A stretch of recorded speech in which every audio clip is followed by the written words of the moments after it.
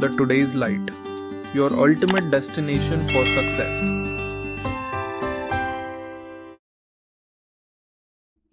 Hello everyone, welcome to today's light.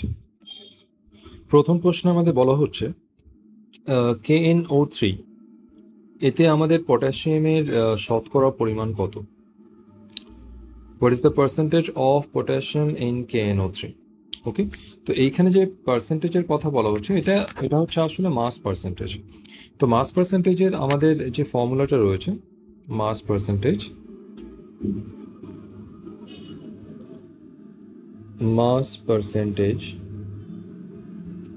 এইটা হচ্ছে আমাদের mass of element in a compound. কোনো কম্পাউন্ডের মধ্যে যে এলিমেন্টটা আমরা মাস পার্সেন্টেজ বের করতে যাব তার total mass. Okay, total mass of element in a compound by molar mass of the compound.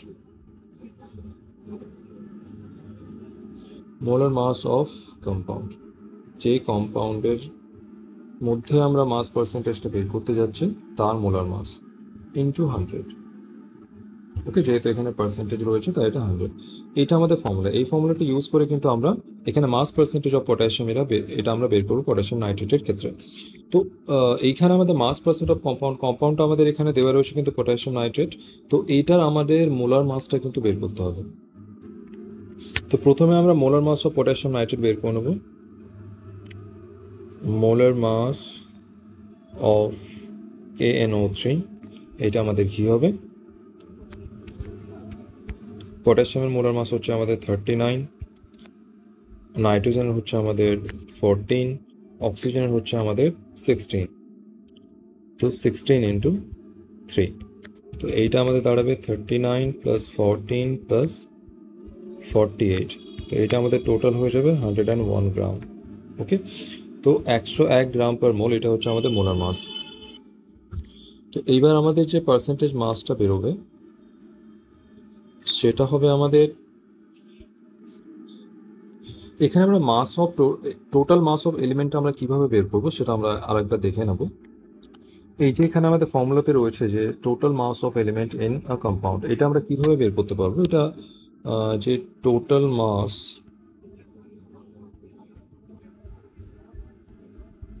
Of elements in a compound, এটা আমরা কিভাবে বের করব? এইটা আমরা লিখবো molar mass of that element,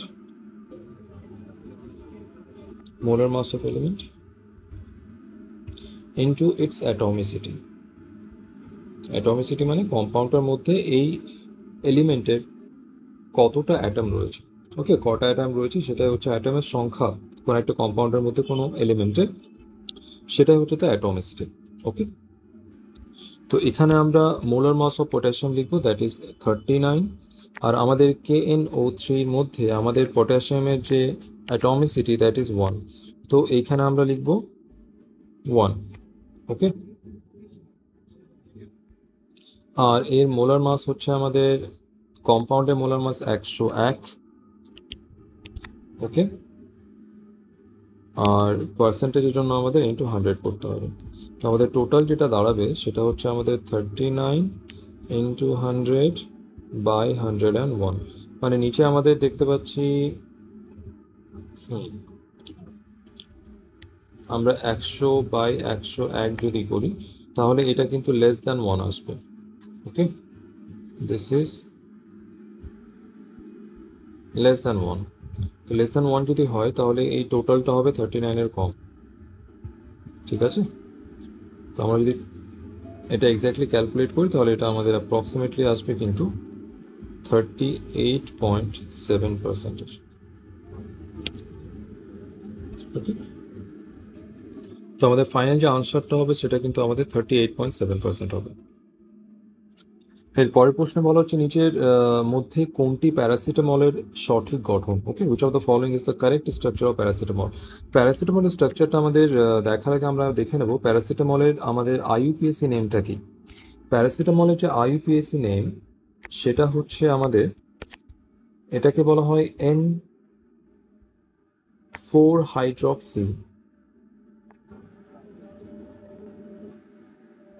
4-hydroxyphenol acetamide.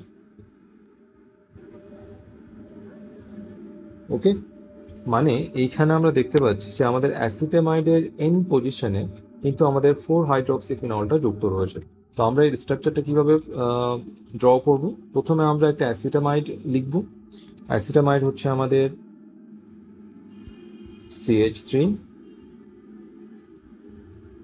C double bond ও একটা methyl গ্রুপের সাথে আমাদের একটা অ্যামাইড গ্রুপ যুক্ত থাকবে। ওকে, দ্যাট ইজ আওয়ার CONH2। তো এইটা হচ্ছে আমাদের অ্যাসিটামাইড। এইখানে আমাদের নাইট্রোজেনের সাথে যুক্ত থাকবে একটা 4-হাইড্রক্সিফিনল, মানে এইখানে আমাদের একটা ফিনল গ্রুপ যুক্ত থাকবে। ওকে,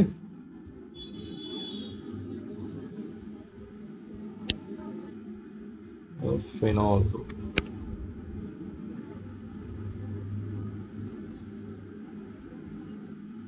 OH। ওকে, এইখানে যদি আমরা নাম্বারিং করি তাহলে এটা যুক্ত রয়েছে নাইট্রোজেনের সাথে, তো এইখান থেকে আমাদের 1 2 3 4, তো এইখানে এটা হয়ে যাবে 4-হাইড্রক্সিফিনাইল। Okay, that is not phenol, it's phenyl. Okay, আমরা জানি যে বেঞ্জিনের একটা ব্যালেন্সে যদি আমরা খালি করি তাহলে এটা কি হয়ে যাবে, ফিনাইল গ্রুপ হয়ে যায়। আর এই ফিনাইলের 1 2 3 4 ফোর্থ পজিশনে আমাদের যুক্ত রয়েছে হাইড্রক্সি গ্রুপ, তো এটা হয়ে যাবে 4-হাইড্রক্সিফিনাইল। তো এই যে পুরো সাবস্টিটিউয়েন্ট, এই পুরো সাবস্টিটিউয়েন্টটা হয়ে গেল আমাদের 4-হাইড্রক্সিফিনাইল। ওকে, আর এটা আমাদের এন পজিশনে যুক্ত রয়েছে, তাই এটা হয়ে যাবে আমাদের N4-হাইড্রক্সিফিনাইল। এটা আমাদের আসলে অ্যাসিটামাইড, আমাদের যেটা অ্যামাইড ফাংশনাল গ্রুপের ক্ষেত্রে যে আমাদের এন দিয়ে কিন্তু আমাদের IUPAC নামকরণটা করা হয়। তো এটা আমাদের N4-হাইড্রক্সিফিনাইল অ্যাসিটামাইড। তো এর স্ট্রাকচারটা কিন্তু এইটা হবে। তো এটা যদি আমরা কন্ডেন্স ফর্মে দেখি তাহলে এটা কি দেখতে পাবো আমরা? এইটা আমরা দেখতে পাবো এখানে OH রয়েছে, তারপরে NH COCH3। ওকে, তো আমাদের কোন অপশনটা ভেরিফাই হচ্ছে? এই অপশনটা। Okay, so this is our answer. আরেকটা জিনিস, এই যে প্যারাসিটামল, এটাকে কিন্তু আমাদের অ্যাসিটামিনোফিনও বলা হয়। ওকে, অ্যাসিটামিনোফিন। এরপর বলা হচ্ছে নরম পানিতে ব্যবহৃত কৃত্রিম মিষ্টিকারক কোনটি? The artificial sweetener used in soft drink. এইটা হচ্ছে আমাদের অ্যাসপারটেম। ওকে, অ্যাসপারটেম আমাদের ইউজ করা হয় সফট ড্রিঙ্কে, যেটা আমরা কোল্ড ড্রিঙ্ক বলে থাকি। ওকে, আর এই অ্যাসপারটেম আমাদের কিন্তু 600 times more sweater than hour regular sugar. 600 times more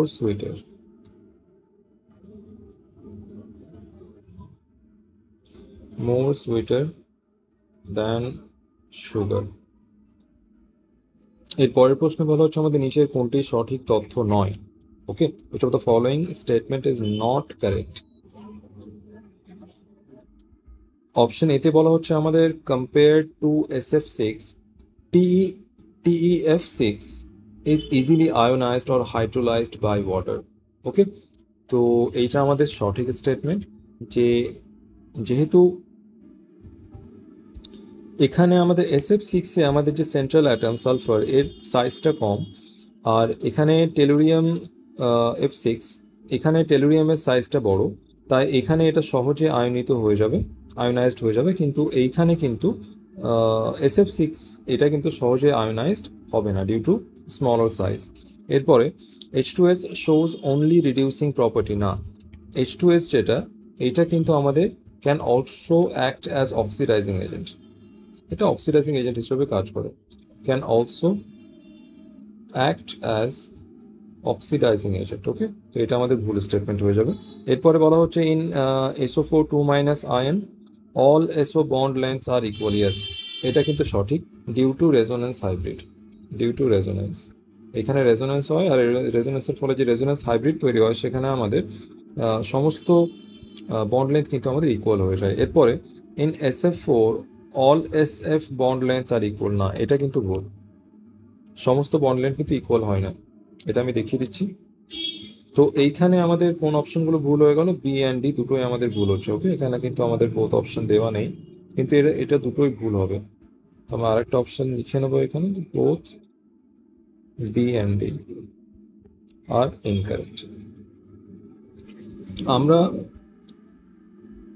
যদি SO4 2 এর স্ট্রাকচারটা দেখি, তাহলে তার যে জিওমেট্রি সেটা আমরা পাবো অনেকটা এরকম। এইখানে কি হয়, এই এই যে নেগেটিভ চার্জ, এটা কিন্তু এখানে রেজোনেন্সে পার্টিসিপেট করবে, আর ডিউ টু রেজোনেন্স এইখানে একটা রেজোনেন্স হাইব্রিড পাওয়া যাবে। ওকে, আর রেজোনেন্স হাইব্রিডে আমাদের এইগুলো কিন্তু আমাদের পার্শিয়াল ডবল বন্ড হয়ে যায় প্রত্যেকটা, আর প্রত্যেকটা যে বন্ড লেন্থ, প্রত্যেকটা বন্ড লেন্থ কিন্তু আমাদের ইকুয়াল হয়ে যায়। তো এই ক্ষেত্রে কি হবে, in this resonance hybrid all bond lengths are equal. ওকে, কিন্তু আমরা যদি SF6 এর ক্ষেত্রে দেখি, সরি, যদি আমরা SF4 এর ক্ষেত্রে দেখি, তাহলে সেখানে আমরা কি দেখতে পাবো, সেখানে আমরা যে জিওমেট্রিটা দেখতে পাই সেটা আমাদের সি-শ জিওমেট্রি, এটাকে সি-শ শেপ বলা হয়। এই ক্ষেত্রে কি হয়, যে এই ক্ষেত্রে প্রত্যেকটা বন্ড কিন্তু সিমিলার না। ওকে, এইখানে আমাদের এই যে বন্ডগুলো রয়েছে, এই বন্ডগুলো আমাদের যে বন্ড লেন্থ সেটা আমরা পাই 164 পিকোমিটার, কিন্তু আমাদের এই যে বন্ডগুলো যেগুলো আমাদের বেসে রয়েছে, এই বন্ডগুলোর আমরা যে পাই সেটা হচ্ছে 154 পিকোমিটার। তো আমরা ক্লিয়ারলি দেখতে পাচ্ছি এখানে বন্ড লেন্থ কিন্তু একই না, একটা বন্ড বড়, একটা বন্ড তুলনামূলক ছোট। ওকে, তো এখানে all bonds are not, on bond lengths are not equal. Okay, তাই এখানে আমাদের যে স্টেটমেন্ট সি, এখানে SO4 -2 আয়নের ক্ষেত্রে SO বন্ড লেন্থটা কিন্তু ইকুয়াল হবে, আর এখানে SF6 এর ক্ষেত্রে কিন্তু সালফার ফ্লোরিন বন্ড লেন্থটা ইকুয়াল হবে না। ওকে, এর পরের প্রশ্নে বলা হচ্ছে আমাদের 2 মিথাইল বিউটেন যৌগের মনোক্লোরিনেশন বিক্রিয়ায় উৎপন্ন কাইরাল যৌগের সংখ্যা। ওকে, the number of chiral compounds formed in the monochlorination reaction of 2 methyl butane. তো প্রথমে আমরা 2 মিথাইল বিউটেনের স্ট্রাকচারটা দেখে নেব। 2 মিথাইল বিউটেন আমাদের কীরকম দেখতে হয়ে থাকে।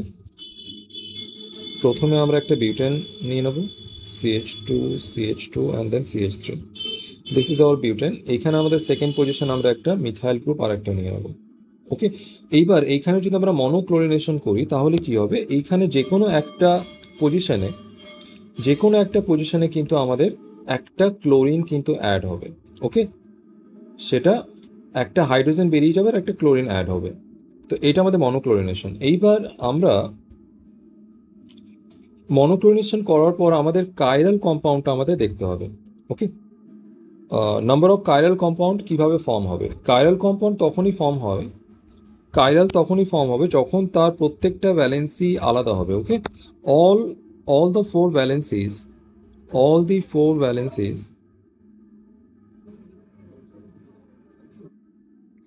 of the carbon atom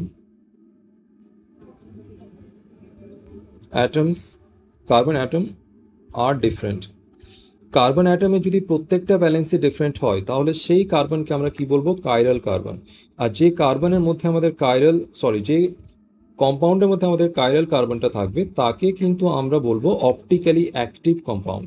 ওকে, এইখানে আমাদের কাইরাল কম্পাউন্ড বলতে বোঝানো হয়েছে আমাদের অপটিক্যালি অ্যাক্টিভ কম্পাউন্ড আমরা কটা পাবো। ওকে, তো আমাদের এইখানে যে মনোক্লোরিনেশনটা আমরা করব, ক্লোরিনটা অ্যাড এমন পজিশনে হবে যেখানে আমরা দেখতে পাবো অ্যাড হওয়ার ফলে আমাদের কার্বনটা কাইরাল কার্বন হয়ে যাবে। ওকে, তো আমরা যদি এইখানে অ্যাড করি তাহলে আমরা এখানে পাবো CH2Cl, মানে আমরা এখানে দুটো হাইড্রোজেন সেম পাচ্ছি, মানে দুটো valency similar, means this carbon will not be the chiral carbon after the monochlorination process.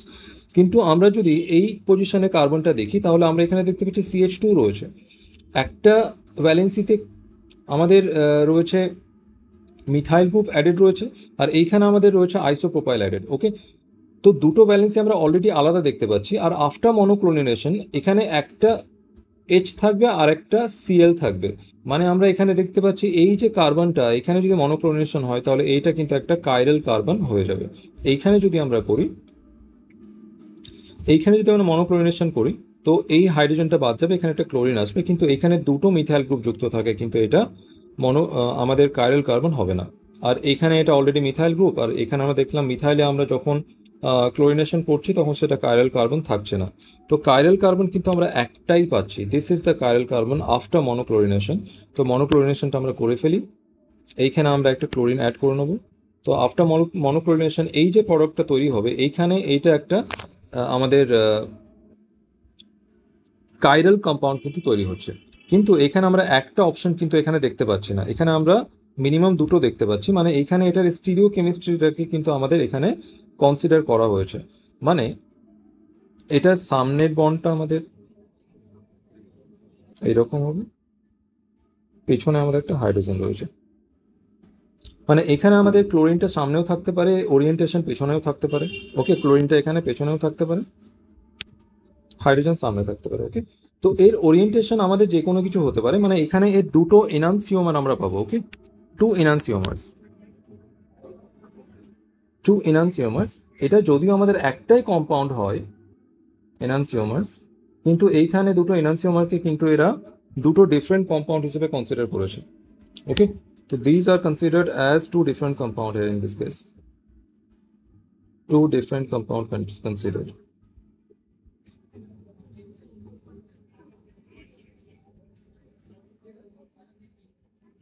ওকে, তো আমাদের অপশন কিন্তু 2 হয়ে যাবে। অলরাইট, এর পরের প্রশ্নে বলা হচ্ছে কয়েক ফোঁটা ঘন সালফিউরিক অ্যাসিডের উপস্থিতিতে প্যারা অ্যামিনোফিনল ও অ্যাসিটিক অ্যানহাইড্রাইডের বিক্রিয়ায় কোনটি উৎপন্ন হয়? When a few drops of concentrated H2SO4 are present, which compound is produced from the reaction between para aminophenol and acetic anhydride? এই যে আমাদের এই যে reaction, this is the preparation of our or synthesis of paracetamol. What is this reaction? This is the synthesis of paracetamol, যেটা আমরা একটু আগে তার স্ট্রাকচারটা দেখলাম, যেটাকে আমাদের অ্যাসিটামিনোফিনও বলা হয়। তো এই যে প্যারাসিটামল, তো এই ক্ষেত্রে আমাদের কিন্তু প্যারাসিটামল তৈরি হবে। আর এখানে আমাদের কম্পাউন্ডের নামটা দেয়নি, ডাইরেক্ট স্ট্রাকচার দিয়েছে। তো আমরা প্যারাসিটামলটার আইইউপিএসসি নাম দেখেছিলাম, আমাদের ছিল N4 হাইড্রক্সিফিনাইল অ্যাসিটামাইড। ওকে, তো আমাদের যে অ্যাসিটামাইড ছিল তার সাথে কিন্তু আমাদের 4 হাইড্রক্সিফিনাইল যুক্ত ছিল। ওকে, ওয়েট, এই স্ট্রাকচারটা আমরা পেয়েছিলাম। তো আমাদের এই অপশন সিটা আমাদের কারেক্ট অপশন হবে। ওকে, দিস ইজ আওয়ার প্যারাসিটামল। ওকে, এর পরের প্রশ্নে বলা হচ্ছে আমাদের বেরিলিয়াম 2+ এর তৃতীয় বোর কক্ষ এবং হিলিয়াম প্লাস আয়নের দ্বিতীয় বোর কক্ষের ব্যাসার্ধের অনুপাত নির্ধারণ করো। Okay, determine the ratio of the radii of the third Bohr orbit of beryllium 2+ ion and the second Bohr orbit of helium plus ion. ওকে, আমাদের যে বোর অরবিট আমরা যে ফাইন্ড আউট করি, সেটা আমাদের যে ফর্মুলা রয়েছে সেটা রয়েছে Rn, মানে যে কোনো nth অরবিটে যে রেডিয়াস হবে সেটা হয় আমাদের 0.529 ইন্টু n²/z অ্যাংস্ট্রম। ওকে, এইখানে আমরা দেখতে পাচ্ছি যে এইটা হচ্ছে আমাদের কনস্ট্যান্ট পার্ট, এন হচ্ছে আমাদের নাম্বার অফ অরবিটাল, আর জেড হচ্ছে আমাদের অ্যাটমিক নাম্বার। ওকে, তো এই পার্টগুলো আমি একবার মেনশন করে দিই। এটা হচ্ছে আমাদের অ্যাটমিক নাম্বার, আর এন হচ্ছে আমাদের অরবিট নাম্বার। ওকে, এইবার আমাদের এইখান থেকে আমরা একটা শর্ট ফর্ম লিখতে পারবো, যেটা হচ্ছে আমরা কনস্ট্যান্ট পার্টটা যদি তুলে ফেলি তাহলে আমরা দেখব যে Rn that is proportional to n²/z। Okay, এইবার আমরা এটা যদি রেশিও তৈরি করে ফেলি যে radius of third Bohr orbit, this is for beryllium 2+ ion, আর radius of our second Bohr orbit and this is for our helium plus ion. তো এইটা আমরা কি পাবো, এখানে আমাদের n²/z, এখানে nটা কি আমাদের orbit number, and this is for third orbit for beryllium 2+ ion, মানে এইটা আমাদের এখানে হয়ে যাবে 3² বাই, আর বেরিলিয়ামের ক্ষেত্রে আমাদের অ্যাটমিক নাম্বার হচ্ছে আমাদের 4। ওকে, তো এটা আমাদের হয়ে গেল 3²/4, আর নিচে আমাদের ডিনোমিনেটরে আমাদের হয়ে যাবে ফর হিলিয়াম প্লাস আয়ন, এখানে আমাদের অরবিট নাম্বার হচ্ছে সেকেন্ড অরবিট, তো 2² বাই হিলিয়ামের আমাদের অ্যাটমিক নাম্বার হচ্ছে 2। ওকে, তো এটা হয়ে যাবে 4/2 মিনস 2। তো এইটা আমাদের উপরে হয়ে যাচ্ছে আমাদের 9/4, আর নিচে হচ্ছে আমাদের 4/2। তো এটাকে আমরা 2 লিখতে পারি। তো এইটা আমাদের হয়ে যাবে কিন্তু 9/8। তো আমরা ফাইনাল যে আনসারটা পাচ্ছি 9/8 রেশিও। ওকে, তো option C is our correct answer. এর পরের প্রশ্নে বলা হচ্ছে আমাদের প্রথম আয়নীকরণ শক্তির সঠিক ক্রম কোনটি? The correct order of first ionisation energy. Okay, তো আমরা আয়নাইজেশন এনার্জি, এটা কিন্তু আমি একটা লেকচারে অনেক ডিটেলসে কিন্তু এটা করিয়েছিলাম। তো এখানে এটা আরেকবার রিভিশন হয়ে যাবে। এখানে আমাদের প্রত্যেকটা যে এলিমেন্ট দেওয়া রয়েছে এরা কিন্তু প্রত্যেকের সেকেন্ড পিরিয়ড এলিমেন্ট। ওকে, প্রত্যেকের second period element. Second period এলিমেন্টগুলো আমরা একবার লিখে নেব। প্রথমে আমাদের রয়েছে lithium, beryllium, boron and then carbon. এদের যে আউটারমোস্ট সাবশেল তার ইলেকট্রনিক কনফিগারেশনটা আমরা একবার লিখে নেব। তো এর আউটারমোস্ট সাবশেলের যে ইলেকট্রনিক কনফিগারেশন সেটা আমাদের হবে এখানে। লিথিয়ামের জন্য এটা হয়ে যাবে, যেহেতু এটা আমাদের সেকেন্ড পিরিয়ড এলিমেন্ট তাই এটা হয়ে যাবে আমাদের 2s1। বেরিলিয়াম হবে আমাদের 2s2, বোরন হবে আমাদের 2p1 অ্যান্ড কার্বন ইজ আবার 2p2। ওকে, এইবার আমরা এইখানে দেখতে পাচ্ছি আমরা যদি পিরিয়ডিক টেবিলে একটা পিরিয়ডে ফ্রম লেফট টু রাইট যদি আমরা মুভ করি তাহলে আমরা কি কি ভেরিয়েশন দেখতে পাবো। সেই ক্ষেত্রে আমরা যে সমস্ত ভেরিয়েশন দেখতে পাবো সেটা হচ্ছে আমাদের যত আমরা ডান দিকে মুভ করব সেখানে আমরা কি দেখতে পাবো যে জেড এফেক্টিভ নিউক্লিয়ার চার্জটা বাড়বে, ফলে আমাদের সাইজ অফ অ্যাটম কমে যাবে। সাইজ অফ অ্যাটম যদি আমাদের কমে যায় তাহলে আমাদের effective attraction of the nucleus এটা কিন্তু আমাদের বেড়ে যাবে। আর এটা যদি বেড়ে যায় তাহলে আমাদের ইলেকট্রন অ্যাফিনিটি অথবা আয়োনাইজেশন এনার্জি এটা কিন্তু বেড়ে যাবে। ওকে, আয়োনাইজেশন এনার্জি এটা বেড়ে যাবে বা আয়োনাইজেশন এনথ্যালপি, আইই, এটা কিন্তু আমাদের বেড়ে যাবে। তো ফ্রম লেফট টু রাইট আমরা দেখতে পাচ্ছি আয়োনাইজেশন এনার্জি যে general trend from left to right ionization energy আমরা জেনারেলি কি দেখতে পাবো, বাড়তে দেখতে পাবো। তো আমরা এখানে কি দেখব যে লিথিয়াম থেকে আমাদের বেরিলিয়ামের বাড়বে, বেরিলিয়াম থেকে বোরন বাড়বে, কিন্তু বোরন থেকে কার্বন বাড়বে। কিন্তু এইখানে আমাদের একটা ভেরিয়েশন আমরা আরেকটা দেখতে পাবো যে বেরিলিয়াম অ্যান্ড বোরনের মধ্যে কিন্তু আরেকটা ফ্যাক্টর কাজ করে যেটা হচ্ছে আমাদের penetration factor. Okay, penetration factor, and this penetration factor Sage what, এটা কি বলে আমাদের যে কোন সাবশেলটা নিউক্লিয়াসের কত কাছে রয়েছে। যেটা নিউক্লিয়াসের বেশি কাছে থাকবে সেটা নিউক্লিয়াস দ্বারা হেভিলি অ্যাট্রাক্টেড থাকবে আর সেটা কিন্তু ইলেকট্রনকে সহজে লুজ করতে চাইবে না। এইখানে কি হবে যে আমাদের যে এস সাবশেল এটা কিন্তু নিউক্লিয়াসের বেশি কাছে থাকায় এ সহজে কিন্তু ইলেকট্রন লুজ করবে না, তাই এর আয়োনাইজেশন এনার্জি কিন্তু বেড়ে যাবে as compare to the P subshell. তো এইখানে আমরা একটা ভেরিয়েশন দেখতে পাবো। আর এইখানে আমরা কি দেখতে পাবো, that is beryllium has more ionization energy than boron. তো আমরা ফাইনাল যে অর্ডারটা পাবো, ওভারঅল অর্ডার অথবা ফাইনাল অর্ডার, সেটা আমরা কি লিখবো, সব থেকে কম আমরা দেখতে পাচ্ছি এখানে লিথিয়াম রয়েছে, তারপরে আমরা দেখতে পাচ্ছি বোরন, কারণ বেরিলিয়ামের বোরনের থেকে বেশি রয়েছে, তো এখানে এর থেকে বেশি হয়ে যাবে আমাদের বোরন, আর এর থেকে বেশি হবে আমাদের বেরিলিয়াম, আর সব থেকে বেশি আমাদের কার্বন। তো এইটা আমাদের কিন্তু আমরা ইনক্রিজিং অর্ডার পাচ্ছি, এখানে আমাদের ডিক্রিজিং অর্ডারটা দেওয়া রয়েছে, তো আমরা ডিক্রিজিং অর্ডারটাও লিখে নেব। সব থেকে বেশি কার্বনের থেকে কম হচ্ছে আমাদের বেরিলিয়াম, তার থেকে কম boron, and then the list is lithium. তো আমরা ম্যাচ করে নেব, কোনটা ম্যাচ করছে, আমাদের সেকেন্ড অপশন ম্যাচ করছে, carbon greater than beryllium greater than boron greater than lithium. এর পরের প্রশ্ন আমাদের বলা হচ্ছে A B C and D গ্যাসের সংকট উত্তাপ বা সংকট উষ্ণতা সেটা হচ্ছে আমাদের যথাক্রমে 25 degree Celsius, 10 degree Celsius and -80 degree Celsius. আর একটা কই, ডি এর জন্য তো দেয়নি এখানে। ওকে, তো আমরা এটা কেটে দেবো। ওকে, আমরা 3টে গ্যাস ধরে নিলাম আর এখানে আমরা নান অফ দিস করতে।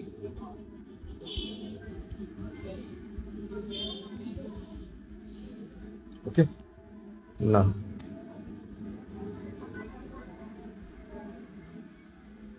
তো আমাদের ABC গ্যাসের জন্য দেওয়া রয়েছে 25, 10 and -80 degree Celsius, this is the critical temperature. এখন বলছে কোন গ্যাসটাকে সহজে তরলে পরিণত করা যাবে। Okay, which gas can be liquefied most easily, যেটা সব থেকে সহজে লিকুইফাই করা যাবে। লিকুইফিকেশন যে প্রসেসটা সেটা কার উপর ডিপেন্ড করে, that depends on the critical temperature. Critical টেম্পারেচারের নিচেই কিন্তু আমরা লিকুইফিকেশন প্রসেসটা করতে পারবো। A gas can only be liquefied under its critical temperature. Critical টেম্পারেচারের নিচেই কিন্তু লিকুইফিকেশন প্রসেসটা সম্ভব। মানে আমাদের যদি টেম্পারেচারটা বেশি থাকে তাহলে আমরা একটা ওয়াইড রেঞ্জ অফ টেম্পারেচারে কিন্তু লিকুইফিকেশন প্রসেসটা আমরা করতে পারবো। ওকে, মানে লিকুইফিকেশন প্রসেসটা আমাদের সহজ হয়ে যাবে যত উষ্ণতা বাড়বে। ক্রিটিক্যাল টেম্পারেচার যত বাড়বে আমাদের লিকুইফিকেশন প্রসেস তত ইজি হয়ে যাবে। ওকে, তো আমরা এখানে লিখে নেব a gas can only be liquefied under its critical temperature. Okay, আর ক্রিটিক্যাল টেম্পারেচার এইটা আমাদের যত বেশি হবে তো ক্রিটিক্যাল টেম্পারেচার যদি আমাদের বাড়ে তাহলে কিন্তু আমাদের লিকুইফিকেশন প্রসেস কিন্তু ইজি হয়ে যাবে। Liquefaction process becomes easy.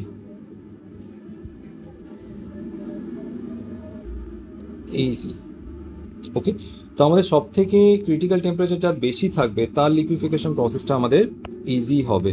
ওকে, তো সব থেকে ইজি কার হবে? আমরা দেখতে পাচ্ছি সব থেকে বেশি রয়েছে 25 degree Celsius and this is for a. তো আমাদের এই গ্যাসের যে লিকুইফিকেশন প্রসেস সেটা কিন্তু সব থেকে ইজি হবে। এরপর বলা হচ্ছে নিচের কোনটি lyophilic colloid? Which of the following is a lyophilic colloid? Lyophilic colloid হচ্ছে আমাদের গাম বা আঠা। ওকে, এইখানে বাকি যেগুলো রয়েছে মিল্ক, যেমন এটা হচ্ছে আমাদের একটা ইমালশন। ওকে, এটা একটা ইমালশন।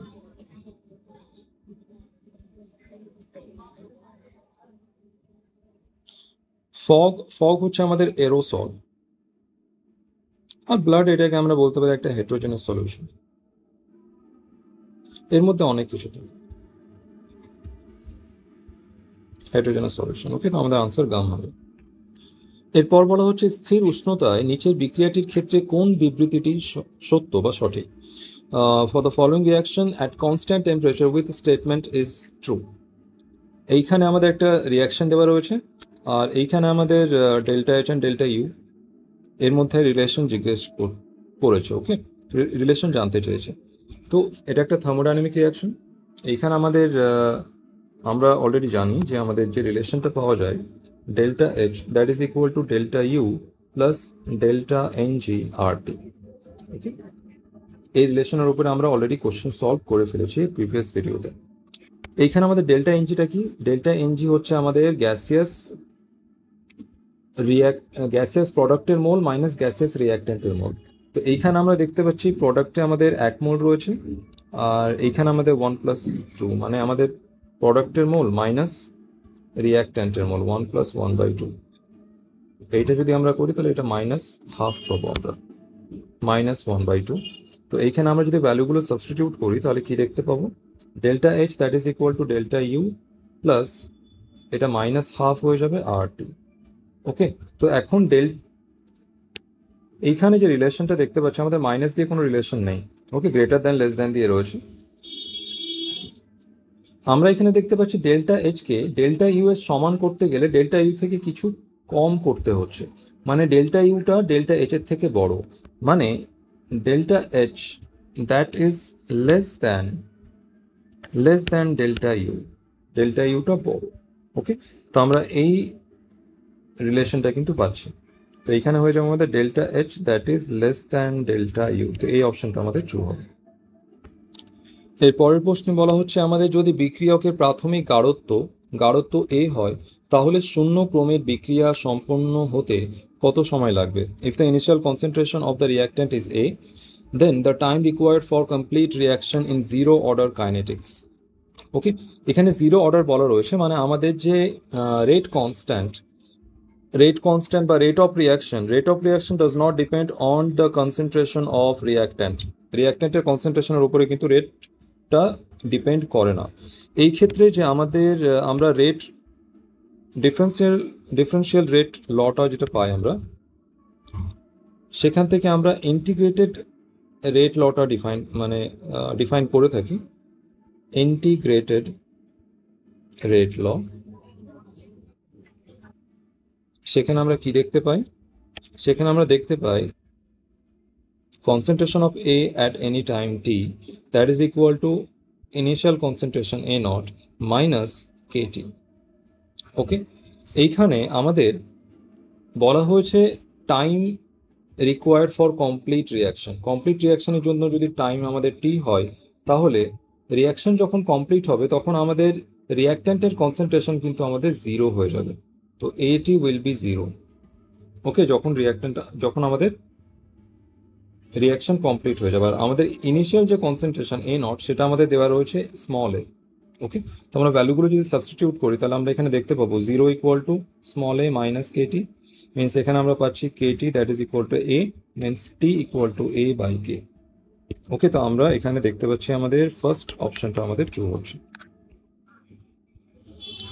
এরপর বলা হচ্ছে তড়িৎ রাসায়নিক কোষ যখন একটি ইলেকট্রোলাইটিক কোষে আচরণ করে তখন কখন করে? ওকে, কোন কন্ডিশন এটা হয়ে থাকে?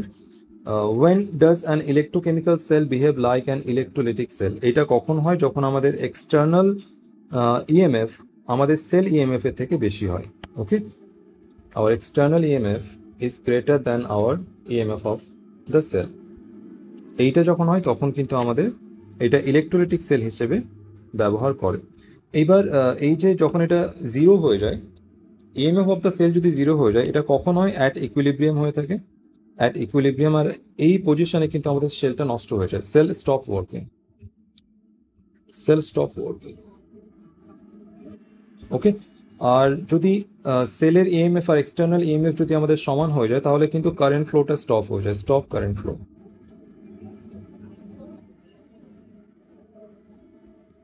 ওকে, আর এইখানে আমরা চার্জিং অ্যান্ড ডিসচার্জিং দুটো কেস আমরা এখানে দেখতে পাচ্ছি। এরপর বলা হচ্ছে আমাদের অসমযোজ্যতার ক্ষেত্রে কোনটি সঠিক? দুটি পরমাণুর মধ্যে ইলেকট্রনের বিনিময় হয় না, এটা আমাদের আয়নিক বন্ডের ক্ষেত্রে হয়। যে কোনো একটি পরমাণু দেওয়া ইলেকট্রন জোড় উভয় পরমাণু ব্যবহার করে, হ্যাঁ এটা হয়ে থাকে। হাইড্রোজেন বন্ধন না, হয় না। তো এই ক্ষেত্রে any one atom uses paired electrons given by another atom. Okay, এর ফলে আমাদের কি বন্ড তৈরি হয়? এর ফলে আমাদের যে বন্ডটা তৈরি হয় সেটা হচ্ছে আমাদের কোঅর্ডিনেট বন্ড, কোঅর্ডিনেট বন্ড, আর এটাকে বলা হয় ডেটিভ বন্ড। ওকে, এই ক্ষেত্রে আমাদের এ বি যদি দুটো এলিমেন্ট থাকে যাদের এইখানে কিন্তু যে কোনো একটা অ্যাটম, এখানে যে কোনো একটা অ্যাটম কিন্তু ইলেকট্রনটাকে ডোনেট করে, আর এইখানে আমাদের কোঅর্ডিনেট বন্ড ফর্মেশন। এর পরের প্রশ্নে বলা হচ্ছে কার্বন মনোক্সাইড নিচের যে ধাতুটির পরিশোধনে ব্যবহার করা হয় সেটা কি? Okay, carbon monoxide is used in purification of which of the following metals? এটা আমাদের নিকেল মেটাল হয়ে থাকে, আর এই প্রসেসটাকে মন্ড প্রসেস বলা হয়। Okay, this is known as our Mond process, Mond process.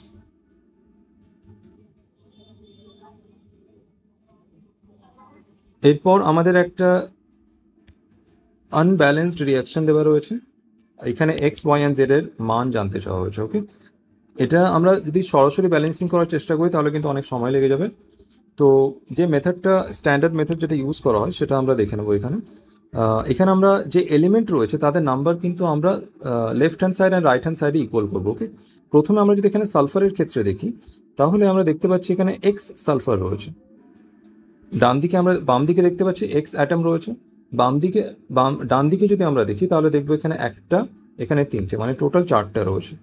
ওকে, আর এইখানে অবশ্য একটা ওয়াই রয়েছে, মানে x plus Y,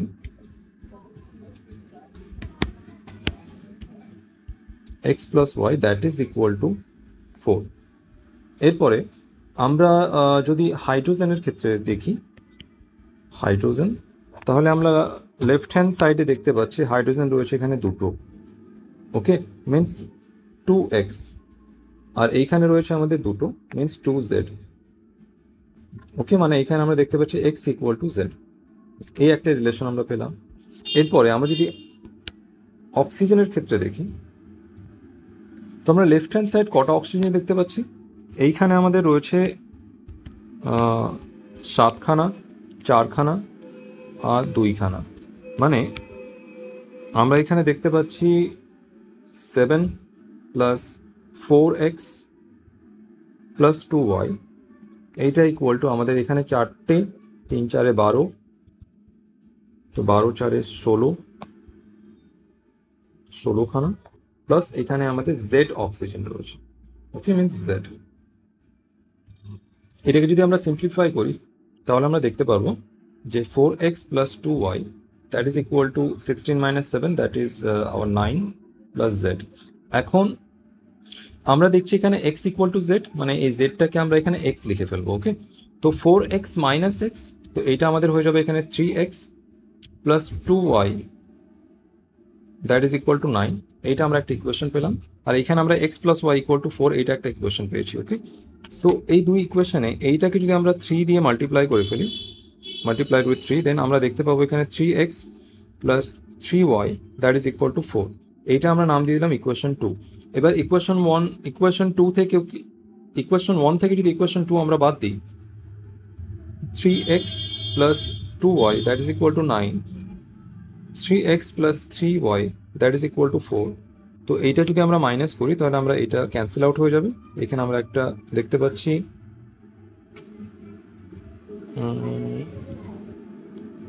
just a minute, এইটা আমাদের 12 হয়ে যাবে, 12। ওকে, তো এইখানে আমরা দেখতে পাবো minus y that is equal to minus 3, means finally আমরা এখানে পাচ্ছি ওয়াই ইকুয়াল টু 3। ওকে, এইবার ওয়াই ইকুয়াল টু 3